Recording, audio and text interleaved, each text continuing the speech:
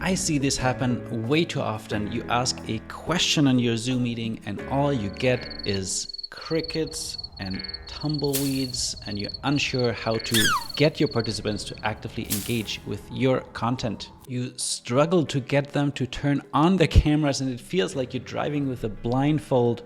You're not even sure if anyone is still listening and if they're multitasking, replying to emails. I mean, reading the room seems impossible for you, and at the end of your session you feel exhausted and maybe even question and doubt, is it even worth continuing this?